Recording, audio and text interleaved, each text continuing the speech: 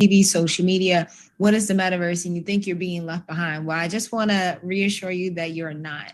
And so I'll get into explaining a little bit about what the metaverse is, why you should care, and why big corporations are getting in now. And that's why I don't want you to get left behind. So I want you to pay attention, pull out your notebooks, pull out your pen, your piece of paper, whatever you need to do, because I want you to get started today in the metaverse. So let's get started. So now you're probably here because you're like, all right, what is the metaverse? You don't know what it is. If that's you, that's okay. If you are the person who had missed the boat on Bitcoin, cryptocurrency, and you don't want to miss out here, congratulations, you're in the right place. Or maybe even you have a vision for your business. You kind of have some ideas of what you want to do, but you need a plan. Congratulations, you're in the right place. And so I think that it's really important that you're here today, but let me share why you should listen to me and who I am. Hi, my name is Bianca Jackson, and I am a Pulitzer Prize winning IT project manager. I managed the team at USA Today where we built a metaverse project, or product, I should say, that won a Pulitzer. I used to work for Marriott, United Health Group, and a whole host of other Fortune 1000 companies within the Washington, D.C. area. Currently, right now, I reside in Baltimore, Maryland, and that's where I am. And so, in addition to that, I'm an award-winning entrepreneur. My entity, BrickRose Exchange, which is in Baltimore, has been funded by Meta at this point, aka Facebook, American Express, iPhone Women, Comcast, BGE, and the list goes on. And so when I'm not doing that and running a business and trying to be fabulous, I am also on the stages of some really big conferences. So if you've heard of South by Southwest, it's a mega conference. It's about 2 weeks that happens in Austin, Texas. And 10, 9. It's like a motorcycle. It's a mega conference where some of your biggest idols have probably presented there. So think Barack Obama or even Elon Musk. I've also presented at Tech Inclusion in New York. And so to kind of talk about metaverse technology. So that's why you're here. That's why you should listen to me. And I have a lot of great stuff to share with you today. So a lot of people are saying, okay, the metaverse, what is it? It's taking off. But a lot of people still don't know what it is. And so I like to describe it in some very simple ways. The simplest way I'll describe it is having events or going to events in virtual spaces. That's the most popular use for it, but there's some other uses as well. And so when you start thinking about elements of the metaverse, it's literally all of these things. So when you start thinking about digital currency, all your crypto, so your Bitcoin, your Solana, your Ethereum, that's all a part of the metaverse. You got marketplace, digital commerce, you got NFTs, non-fungible tokens, which has taken over the world. People have been made millionaires and billionaires from this technology. We'll talk a little bit about it here, but not too much. Infrastructure, device independence, gaming. So for those of you who are familiar with Fortnite, Roblox, you are already in the metaverse. Digital assets. Some people have already attended concerts, social events, entertainment. And so at my entity in BrickRose Exchange, this is the area that we pretty much dominate in as far as social events and entertainment events and virtual reality for our clients and people who want to come learn about the metaverse, kind of like you, small business owners. So there's also online shopping, workplace, social media, digital humans. And so I don't want to get you all wrapped up around the language of this last one, which is natural language processing, which is simply Siri, Alexa, all the platforms where you can talk and you get responses back, right? And so I want to talk about virtual reality. So this is probably one of the best use cases for the metaverse. And so it's bringing your digital self, your digital human, your avatar into a virtual reality space, event space, whatever, where you can interact with other users who are there also as their avatars. And a really cool thing in the advancement of the technology has allowed avatars to almost look exactly like you. And so in this particular platform Spatial, you can upload a picture of yourself. It pastes your photo, or your face, I should say, on an avatar, and it tries to match your skin. And so when you talk about inclusion, right? When you talk about inclusion, this technology didn't exist 5 or 6 years ago when I was working at USA Today, but it exists now. And so really conquering some of those DE&I concerns of technology many, many years ago, they found solutions. So this is one example of metaverse technology, which is VR, AKA virtual reality. Another is many people have remember playing this game 2016. It was all the rage, right? And Pokemon Go. So you have people almost endangering and risking their lives, endangering 10, 9, 8 streets, real life parks. And so it was tied to GPS technology. And so some people were actually getting hurt, unfortunately, but it was a really popular game. So this is just an example of augmented reality where you're taking something that doesn't exist and you're putting it in the real physical world to interact with it. This was a really big game, like I said, and gamification is a really big use case when it comes to metaverse technology. And then you have what they like to call mixed reality, which is MR or XR, depending on who you're talking to. And so I think this is a really great example of how to pull the virtual world with the physical world. And so what's happening here in this example is that you have two avatars. These are two people who are meeting in their headsets somewhere around the world. And so someone is sharing their physical desktop inside the workroom. And so imagine this being a team meeting where instead of them being on Zoom, everyone comes as their little cute avatar, that represents you, and you're discussing whatever this presentation is, right? Or whatever the dashboard is. And so being able to find ways to liven up mundane meetings and tasks and make it fun in some way. So I like this example a whole lot because Facebook went even farther than just allowing people to come as their avatars and to be able to share their screens. They've also added, if someone doesn't have a headset, that they can get access to the room through a web-based technology, a web-enabled technology where you would get a link and then you can watch from your computer. And so making sure that no one gets left behind. So you're tackling the digital divide here. And that's what I think is really exciting and inspiring. I guess that's the better words too, that these technology companies are starting to take in consideration that most people probably won't have the headsets or they can't afford the headsets. So how can you bring as many people as possible? And so a lot of platforms have included web-enabled technology so that you can get on with your phone. And then if some of them have gone even further than that, where you can now use your phone to get on these platforms to engage. And so now there is no reason why anyone cannot get on the platform and be involved. So I know a lot of people are asking, how do I make my place in the metaverse? How can I become a part of it? How can I bring my business to the metaverse and start really doing some things to really figure out what's the next generation of what I'm doing in my business? And so I want to just share with you some jobs, right? And so not jobs as in like 9 to 5, even though they could be, but also this is very applicable to people who have businesses, right? And so I'm going to talk about each one of these because I think it's really important. When you have a lot of people who are creating content on TikTok, Instagram, Facebook, LinkedIn, whatever, you have all these people. So your models, your artists, your writers, your videographer, fashion designers, they're all making assets of some kind. And so in the metaverse, there's a lot of opportunity for people who are creating virtual assets. And so this might sound crazy, but I'll talk about an example later where Nike started developing virtual shoes, right? And so people are like, wait, what? Who would need virtual shoes? And everyone's going to need virtual shoes at some point. So think about everything that you have in real life. There will be some equivalent to it in the metaverse. And I know it sounds crazy. And so even in that example, I remember sharing with one of my friends who's a sneakerhead that Nike worked with another company to create skin for your shoes that change, I don't know, every so often. And so she lost her mind, right? She lost her mind with the idea that she could buy one pair of virtual sneakers for her avatar.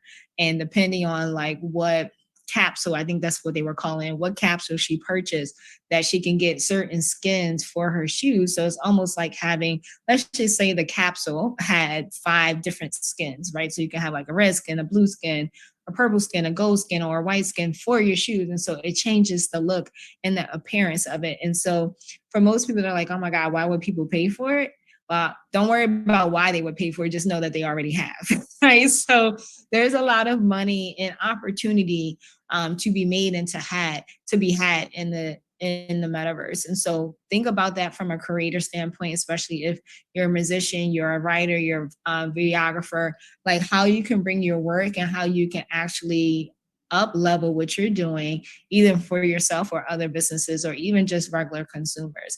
And so another really great example here is Balenciaga partnered with Fortnite, and they made clothing for the users. So the users are going around shooting people in Balenciaga luxury clothing skin. So just imagine if you are a clothing designer or maker, that you could literally be designing virtual clothes for people's avatars to walk around the metaverse.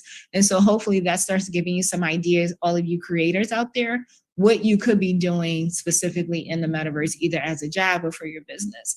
Now, when it comes to community, this is super huge and really important, because this is probably the most important cornerstone of the metaverse, is that people are looking for a place for expression and community, right? Connection.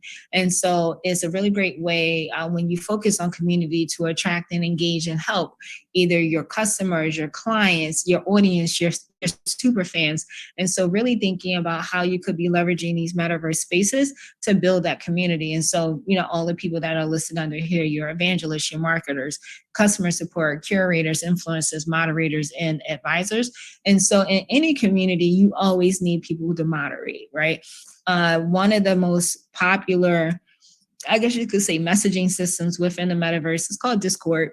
So you'll find a lot of people who are moderators there, moderating Discord groups and conversations, things like that. You have people who are in the marketing space, right? And so marketers are trying to build community. And so corporations are actually spending a lot of money trying to figure out what their metaverse strategy is. And so if they're spending money finding ways to get in, I definitely want you to start thinking about how you can start building community. Then you have builders. So these are the people who are designing, organizing experiences. And so at BrickRose Exchange, we kind of fall in this builder space. And so I've managed game developers before. I have a community of web builders, world builders, I should say, that I'm connected to. So these are people who are going into Decentraland, Sandbox, Roblox, Horizon Worlds, which is owned by Facebook, and even Spatial, and building out spaces and worlds for people to interact, buy things, and just a whole lot of stuff, right? So you got producers and impresarios, curriculum designers, storytellers, and generative organizers. And so I really want you to start thinking that if you're any of these people who are doing these types of things where you're building things, building experiences, building curriculum, telling stories, building stories, really figuring out how you can bring your skill set within the metaverse and start designing and organizing experiences. When it comes to participants, these are your everyday people, right? So they come there to explore, learn, and engage.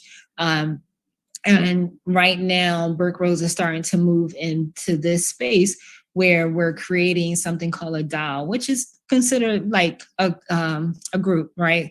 A membership group or some kind. You give them some type of governance, right, where they can make decisions. And so you start thinking about how you want your participants to start interacting with you, or if you're even a participant somewhere else.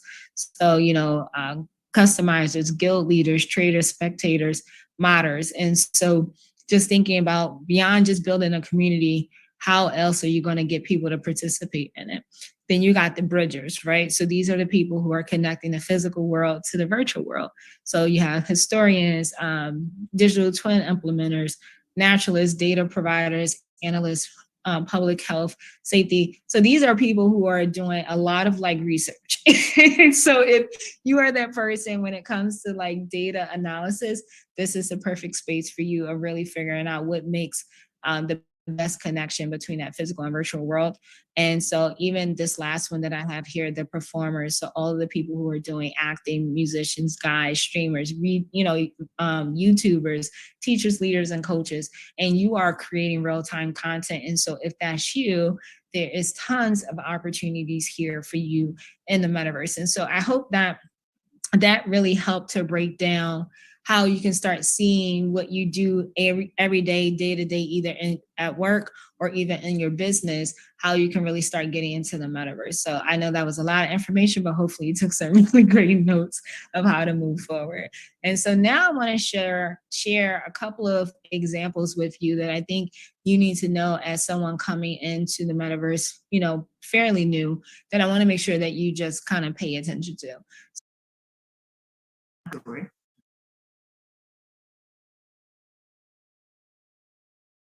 Random profile pics apes. This is, I think I'm good now. Protecting your IP. And so for most people who are new to the metaverse and all the technology and uses, this young lady is probably a really good learning example. So I just want to make sure that this doesn't happen to you. So this not young artist, she was the lead designer for one of the most popular and successful NFT collection launches have to date, right? And so if you're familiar with the Bored Ape Club, these are some of her early sketches of the virtual work that you see. And so for those of you who have seen people post as their random profile pics apes, this is the start. She started this work. And so what wound up happening, unfortunately, was that she didn't really understand NFTs and how they were going to be working with them. And she didn't go into too much detail in this particular article, but you can go look for it. It was in Rolling Stone. It was in Rolling Stone in January 2022. And so she kind of hinted towards how they used her work and she was compensated for her work, but she wasn't included in the royalties of the actual sale of the digital work, right? So what I mean is they use her work as a base, but anything that happened beyond her base pay, or she wasn't entitled to any royalties. And so that's one of the most important and probably the most lucrative and sexy and attractive things about NFTs is that when you write smart contracts, you can write them in a way that with every sale, there's some type of royalty back to you, right? Royalty in the meaning of you get paid in perpetuity. I think that's the simplest way that I can explain it. And so just think about you creating something, or at least a framework for it. Like you're almost like the architect. And especially when it's new technology and you're just really excited to work on something really new and innovative, but you don't understand the technology behind it and how it has immense earning potential, right? And of course, at the time, no one else had done it. And so she probably didn't even think to ask those questions. She probably didn't even think about going to an attorney to like really talk about the application of it and what would happen next. And so unfortunately, she wrote this article. She didn't really go into too many details because I guess she was still under like NDA or whatever. But basically, the sentiment is that she didn't really get compensated beyond what she got compensated for by just providing these sketches. And so I think this is a really good warning lesson for anyone who's new, who's trying to get into the space. It's just, protect your IP, right? Find ways to trademark your things, to copyright it, whatever you can do. And also talk about future royalties on your work. And so if Beyonce didn't teach us anything about Homecoming, and that whole Netflix, was it Netflix that she sold it to? I think a lot of people were upset at first when they learned that she didn't get paid as much as Ariana Grande for her performance. What people didn't know was on the back end, Queen Bee sold her content into Netflix. And so now she set up a whole situation where she gets paid in perpetuity, right? And so as long as they show it. And so this is kind of like that same, I want to make sure like there's a similar type of thread here that people get, is that, and we're past the point now, I think, as entrepreneurs of one-time pay. We should really be looking at how can we get paid, not always in perpetuity, but multiple times over and over again. So don't quote me on the Queen Bee stuff, but basically she got paid more than once. So let's go and move forward to the next example. So I mentioned this earlier, when I talked about virtual shoes, right?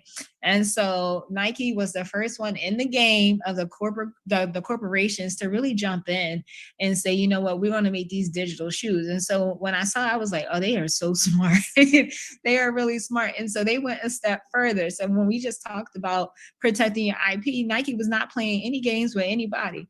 And so they put a trademark on their virtual goods. And so right now, the court case is still being decided as of this recording. But there was a store, some online store that basically made virtual Nikes. And so Nike is testing out their trademark. And they're testing out their trademark to see whether or not they can get the store to take down the shoes and if there's any other ramifications with it, right? And so I want you to start thinking about, one, if you're a creator, how can you start bringing some of your original work within the metaverse? But also don't forget the part of copywriting and trademarking and whatever you can do. I know that there's been a lot of conversation around TikTok dances, right?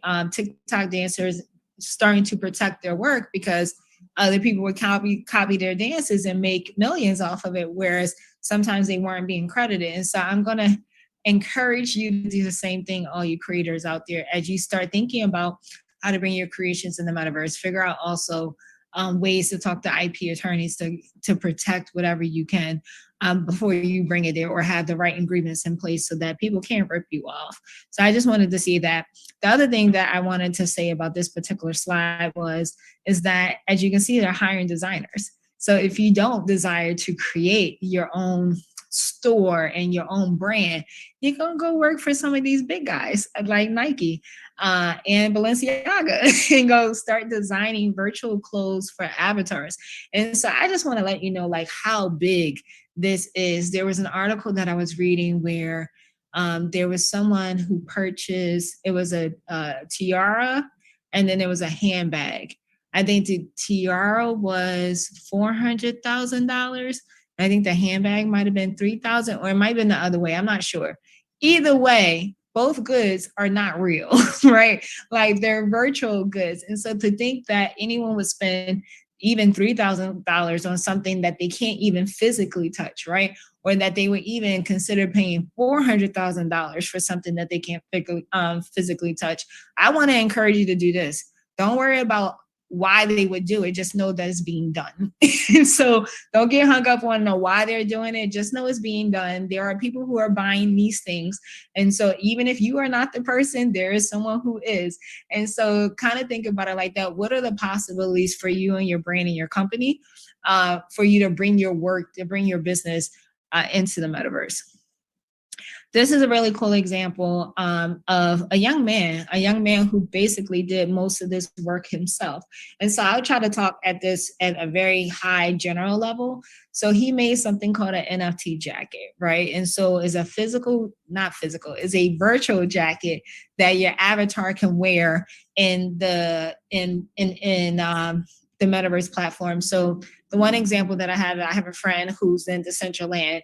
She bought one of these jackets as an NFT, and you get access to like training classes, course material, I think like his community, and then you get to walk around in virtual reality in the metaverse with this jacket on. And so it gives people information. It's almost like a marketing bill. It's on the back of the jacket. There's a website that sends people back to his community. And so even thinking about, for all of you out there who are doing training, coaching, or whatever, NFTs don't always have to be a picture, right? Like there could be some type of utility, that's what they call it, utility to it, where it gives people access to something. And so you have organizations like Blavity with Afrotech and some of their split off Afrotech events, where they're starting to give access to people through NFTs. And so I just want you to start thinking about everything that you go to that's ticketed, everything that's a membership. How can you start bringing people into your communities with NFTs, with tokens? And so I don't want to go too deep into that because you're like, tokens, NFTs, what's that? We can talk about that at a later date, but just know that NFTs are starting to hit like what I like to call this second generation, a more usability, where it's not that, the weird picture. You're like, oh, what do you do with that? people pay $400,000 for a picture. Some people have, but now it's starting to come with utility where you can access spaces. And I can tell you for BrickRose specifically, we're about to roll out a membership program that's based on tokens. So we have a physical building in Baltimore that has 3 spaces. I like to call them activation spaces. One part is meeting space, the other part is VR podcast studio, and then the other part is wellness retreat loft. And so our members here at BrickRose will be able to access the spaces through their token membership. And so I'm really excited about that because one of the biggest problems that for anyone who runs membership programs, know that you run into churn. And so real quick, I'll explain what churn is. Churn is when you lose members, right? So very simply. And so for anyone who has a membership program, that's the biggest concern that you have, or even if you have software program, churn of losing customers. And so using tokens and NFTs are actually a way that you can kind of minimize the risk that you have with churn. So that's it for right now for churn. I know it's a weird word. And so I want to just kind of talk a little bit about investing, because this is for the person who's just like, all right, Bianca, I don't want to be any of those things that you put for jobs in the metaverse. I don't have a business. I don't have a product. Like, I just want to make money. And one gentleman actually said to me one time, he said to me, he was like, I just want to be the guy that sells shovels in the gold rush, right? So for those of you who are aware or know of the gold rush is when a lot of people on the east side of the country started to migrate west, and they went there in hopes of finding gold. And so people became millionaires just by selling shovels, right? And so selling the tools that people would need to dig out in west. And so I would liken or compare investing to selling the shovels in the gold rush. So how do you invest in the metaverse? And so I'm going to give you a couple of examples of what you could be doing. Some organizations, I shouldn't say organizations, some companies that you should be looking at, or just kind of peek and gander at, because there's hundreds, if not thousands of them already. And so I'm going to mention kind of like these 3 examples. First, for those of you who thought Facebook was the metaverse, and that's what they wanted you to believe, they actually acquired the company that they have all the technology. They own the rights to the technology now back in 2014. So they had been planning this almost 8 years ago. They bought the company Oculus for $2.3 billion. And I remember going to the conference in San Diego. So they normally call it OC 1, 2, 3, or 4. So I actually went to 4 in, what year was this? 2018, I think it was. Yeah, 2018. And so at that conference, they had nothing but Facebook employees doing a presentation. So over the years, they started to adopt and reimagine the technology that company had already built. And so you'll actually start seeing Oculus Quest be rebranded to Meta Quest. And so they've actually already start putting out some of the branding and the advertising. And soon Oculus, their brand name, won't be so forward facing and recognizable. And so I just wanted to say that because Oculus and the technology that they put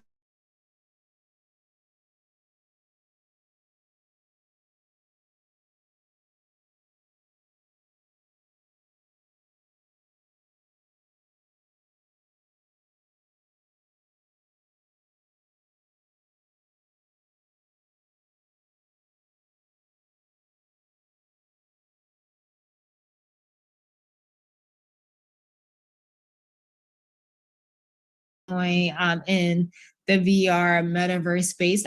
This is not advice to go buy the stock. I'm just saying pay attention to what they do.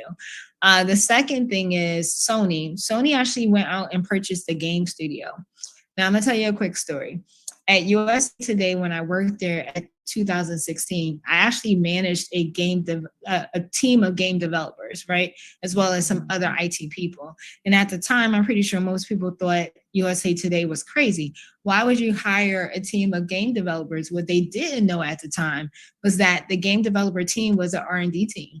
And so we built some of our first products and some of the first products that people saw in the media space in-house. Whereas other media companies had to hire studios Well, we didn't have that problem. We didn't have studios where we had to pay a whole bunch of money to. And also we didn't have the time delays that you would have in working with an outside entity. So because everything was in-house, we were able to ideate, we were able to share ideas, we were able to kind of storyboard and like really design the experience in a way, or the experiences, because we actually built 3 while I was there in-house. And so actually the last one that we built, and I think I mentioned this before, actually won a Pulitzer. And so I say all of that because these other companies are now starting to get the importance of buying game studios. Take Sony and take Microsoft. So Sony purchased a game studio called Bungie for $3.6 billion.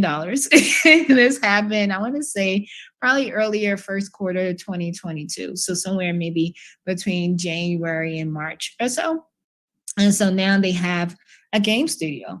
And guess what Microsoft did? They went and bought a game studio too. So they bought a studio called Activision Blizzard, and they paid way more money. So $68 billion. And so these are 2 companies also that I think you should pay attention to, Sony and Microsoft. I can tell you specifically for Microsoft, they have a contract with not the federal government, with the government through military. So they have a military contract.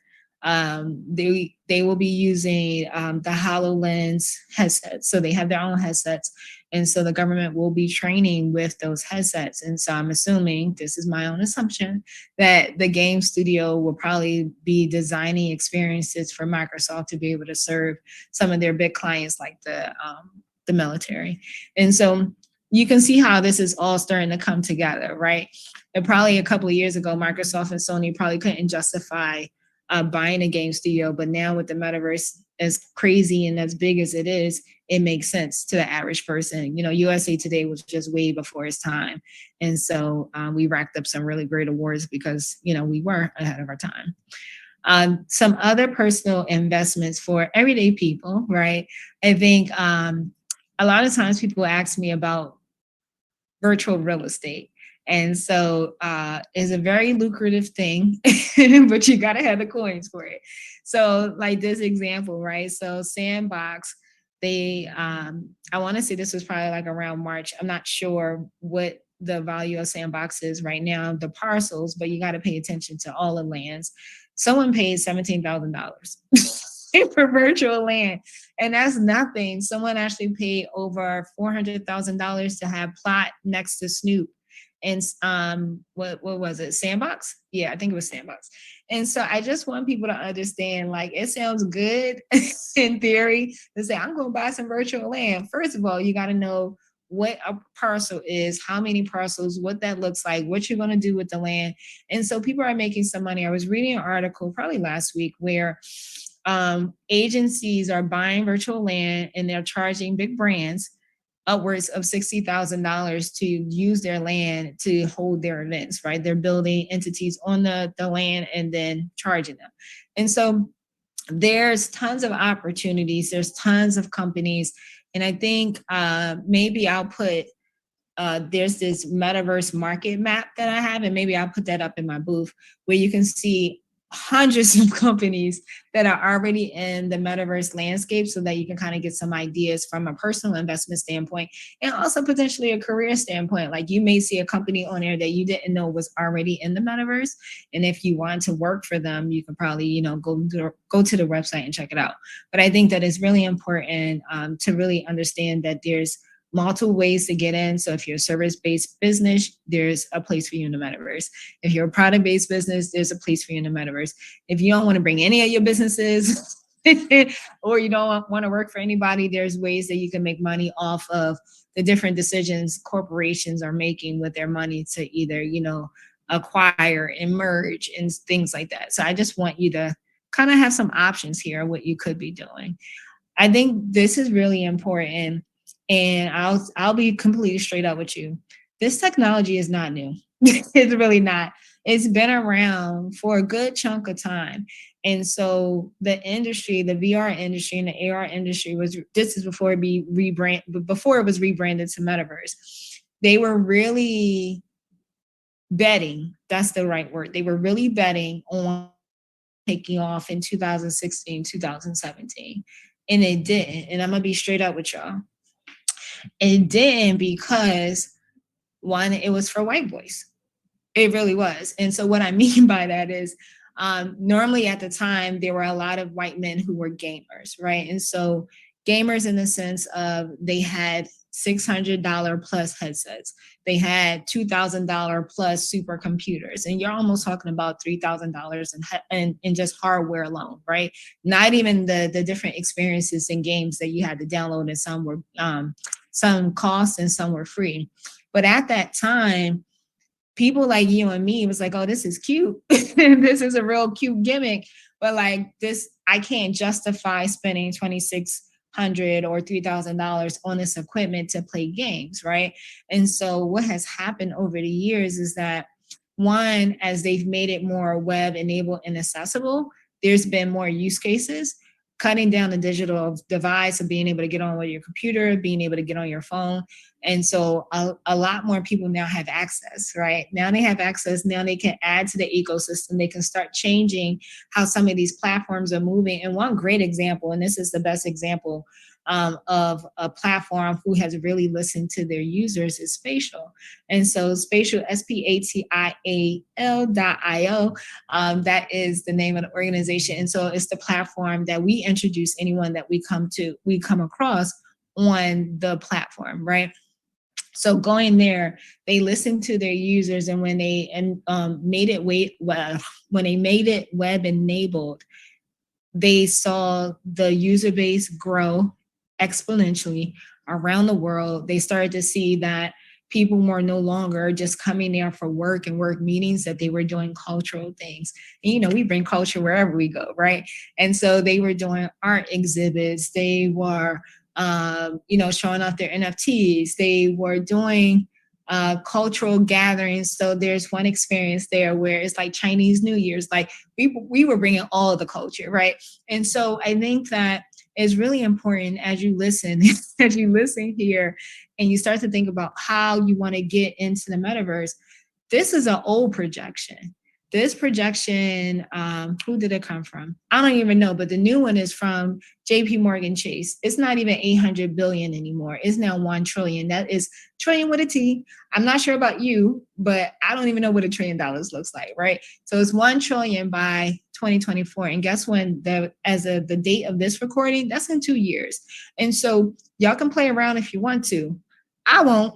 And so I'm trying to help as many people as possible really get on the train, the boat, whatever it is that you need to get on this time. Because like I said before, they expected this to pop in 2017, 2016, 2017, 6 years ago, right? And it didn't.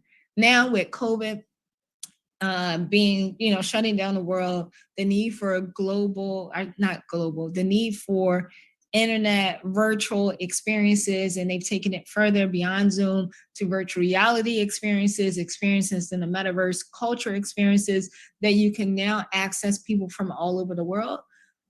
Oh, people are gonna miss this boat. Don't let it be you, right? And so I'm driving a boat. There's a lot of people driving a boat in their own trains into the metaverse, especially for people who look like us. Make sure you get on one of them, because this isn't going to stop. It's only going to continue to grow. And I think, unfortunately, with COVID and the pandemic, you've seen the need for technology, and a lot of people have tried to do business without it.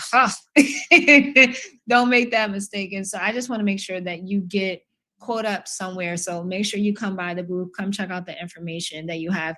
And at the very least that I want you to do, even if you don't come to the booth, just Google Metaverse Plus, whatever it is that you do, so that you can get some inspiration. You can get some motivation for what you do or what you could be doing in the metaverse. And so I actually have a class where I teach people and I show them what big brands and small brands are doing in the metaverse to kind of give you that motivation and that inspiration that you may be looking for and what you may need, or just kind of trying to be a guide for you. And then in addition to the training and kind of working through some of your questions, we actually go on a tour. So we go on a tour in my metaverse space in some of the environments that we have, that our clients have done events in, I've met with their teams, things like that. So come check that out if you have an opportunity to. And yeah, so I just talked about training class, but yeah, I think that's pretty much it. And so if you have questions, please come to the booth and ask your questions. Leave your questions there. Send us an email. Follow us on Instagram. But whatever you need to do, just make sure you don't get left, because there won't be another takeoff of the metaverse. This is pretty much it. So I am done. I'm not.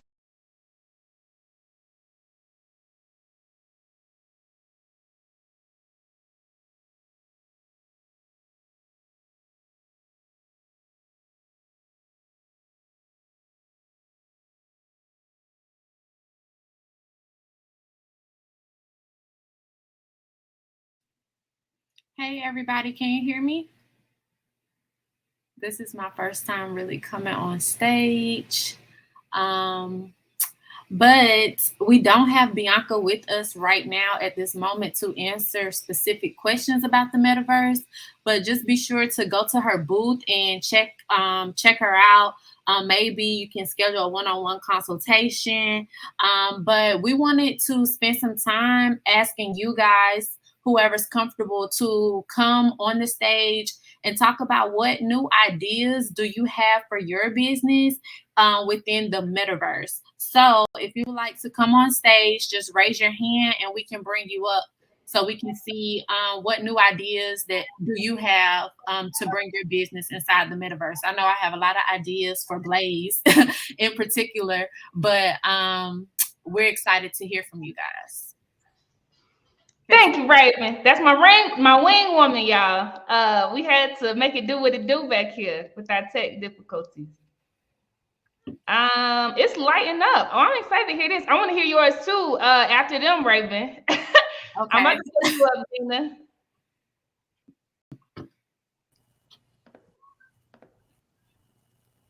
Hi. Hi. Hi. So I'm behind the scenes. I do a lot with compliance and ethics, and I recently was on a call, and the idea came up, not quite an insurance, but like a protection. For example, if your avatar has worn something perhaps risque, another avatar touches you, brushes against you, can your avatar now say sexual harassment? And if so, how do you protect yourself?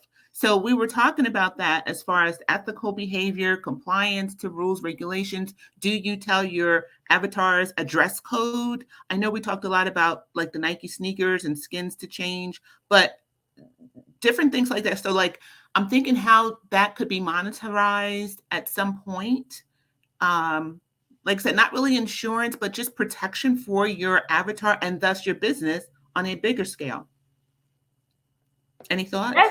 That's so good, Gina. That's so good. And that was the point of Bianca's talk, right? It was to tell you all the ways, right, that you can be in the metaverse, right? And what Gina is saying, I love that you actually went first, Gina, because you're not saying I want to create the world or I want to create a game or I want to help people pick up things and throw it. You are asking the question, what will people need who are there, right? What expertise do I have today? What services can I offer? What acumen do I have to provide utility, right? Everybody remember the word utility, to provide utility to the users. Genius idea. And I want to just tell everybody listening to Gina, this is the way we have to behave in the world, right? Where we're able to articulate our ideas, to pitch on the fly, etc. So thank you so much, Gina, for taking up space. I love it. Thanks. I love it. All right, beautiful. So let's hear some more ideas. I really, really love that one. Okay, so I'm about to see who else has their hand up. Demetra, I hope you're ready, Mama. Bringing you up now. Hello, everyone. My ideas kind of came about from yesterday's workshop from Miss Tina Bonner. I'm an educator, an author, a poet.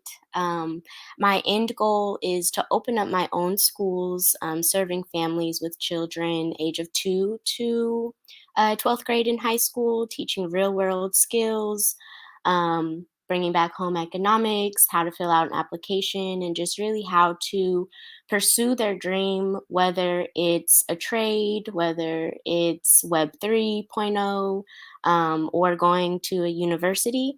So I thought of the idea of bringing a school presence to the metaverse, I was already kind of in between if I wanted my school to be brick and mortar or hybrid or all online. But the metaverse seems like the move. So I'm really excited, as well as creating physical assets, selling digital copies of my book. Also, to piggyback off of the last speaker, I am a licensed life insurance agent.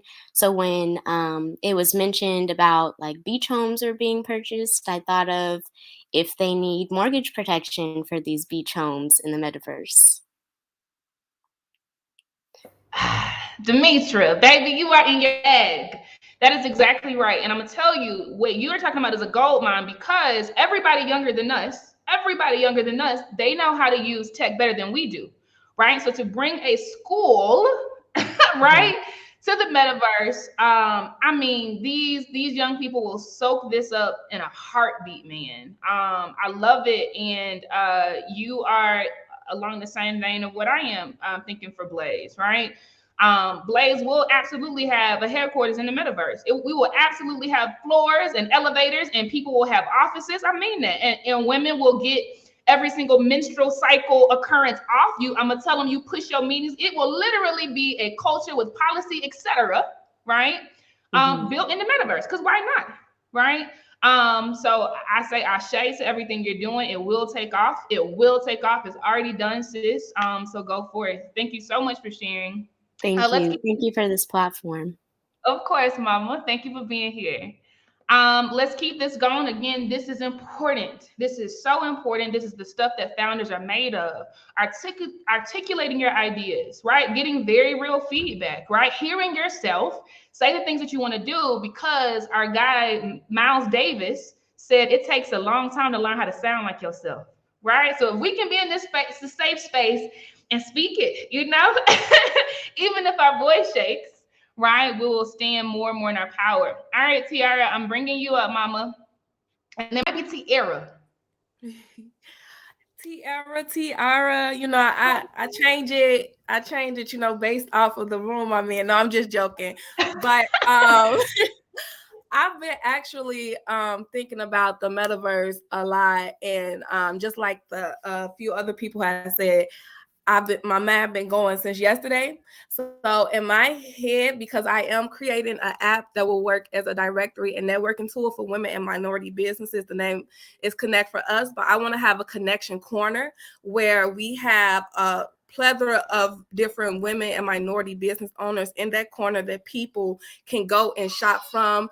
And I want to, man, it's just getting deep. So I'm Chi-Town, right? I'm from Chicago. So I want to actually have a section off at different points where you can come and get like a taste of Chicago here. And we only featuring Chicago businesses right now. And then of course, just the different learning platforms where the business owners can have access to workshops, networking events, and etc., but leveled up. So that's in my head.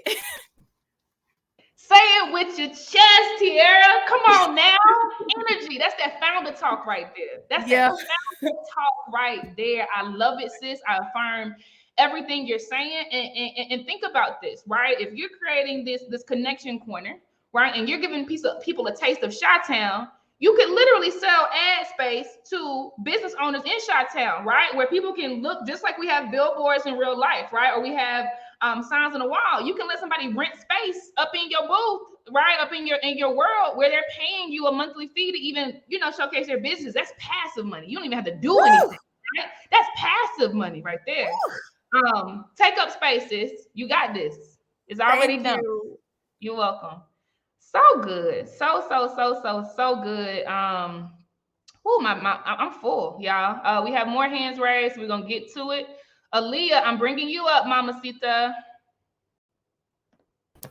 Good morning, ladies. I want to bring to the Meta platform something for young girls. I want to begin mentoring them as young as the age 8. I feel like that's when I stepped into my personality, you know, what I wanted to do, who I wanted to be. So I definitely want to create a space where we all come together. And I know Metaverse can bring us together from all across the world. I have been thinking about, I didn't just want to connect with girls from Chicago, from my city, but from all over the world who needs mentorship. And I feel like the metaverse is going to be a good space to bring them all together, different personalities, different cultures, different ways that they are raised, and teach them lifetime skills, stepping into their power as young women, direction on what they want to do as far as career, as far as education, as far as how I want to connect. I know some young girls who I watch on YouTube, they already have businesses. So we have some very, very futuristic minds around us, and I want to connect them together, empower them, start their networks and connections early. I mean, if I had a network at 8, who knows where I would be right now, So I definitely want to start them off early. I want to connect with them early, put them in positions of power early. So that's what I'm planning on bringing to the Metaverse platform. So good, Aaliyah. That is so good, because we have to, hear me, ladies. We have to redefine what generational wealth means. Okay? Generational wealth does not mean after I die, you got something else. It means, come here, 8-year-old. Let me teach you how to occupy this space, because you get it better than I do. Because as a toddler, you are already clicking. Let me teach you how to leverage this, right? And let me teach you how to be a business owner. Let me teach you, tech. Let me teach you, how you can offer your gifts to other kids. Kids need mentorship too. Yes, and I want to bring them my connections, bring them the power, the connections that I made, all the women of power, so we all can step in and boss our young girls up. They ready anyway, so we just have to form and chisel away and develop them into these powerful women. And I want to be a part of that. Period. And you will lead it. You will build stages. Love and light to you, Aaliyah. Thank you so much, Mamacita. Always a pleasure. All right. So good. If we catch them early, they won't have to believe the need to invest $300,000 in an education that doesn't truly prepare them for what they want to do, which might be entrepreneurship. Okay, we're in a vein. Let's keep it rolling. Courtney West, I'm handing you the mic, Mamacita. Wait, Courtney, did you? No, it says you're on the stage. Why can't I see you? Let me see. Yeah, Court, I don't know what's going on, babe. I'm going to keep it flowing. Maybe request again. I'm going to go over to Sharika. Sharika, you're coming up. Can you guys hear me? Yes.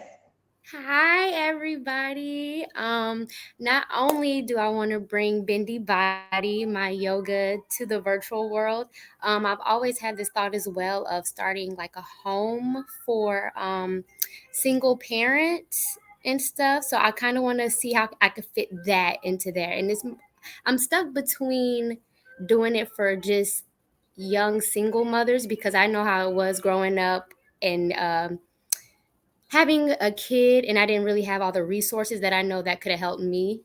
So I want to be able to bring that as well to the metaverse some way, somehow. And I've been jotting down a few other things, but right now those are the main two.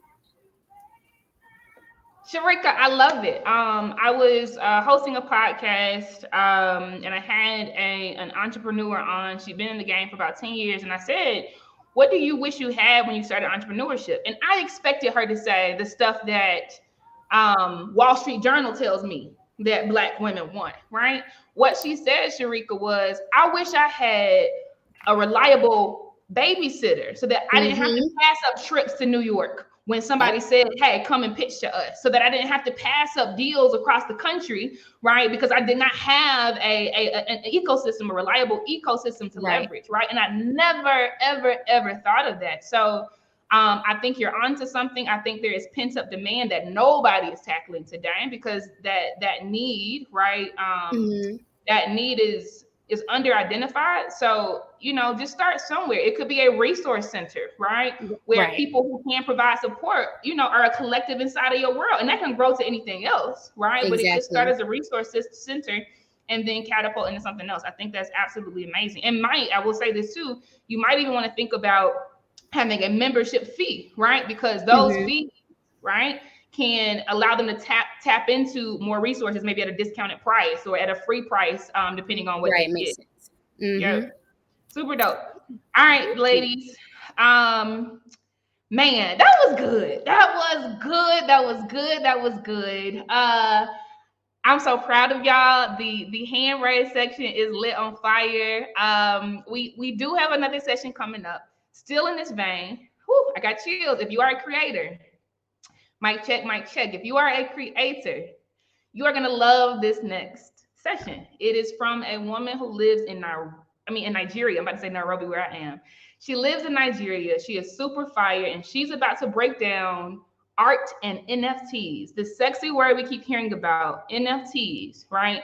And make this thing very, very real for you. So if you think you've had some ideas thus far, you are about to have plenty more. Remember, everyone, in the feed section on the polls tab, we publish polls so that you can give feedback to the presenters, right? So they know how well you absorb the information, if it didn't work for you, right? Because we are building leaders and accepting zero excuses. So please remember to provide feedback. You're doing a great job. That will happen after every session. I'm gonna see you on the other side. All right, bye.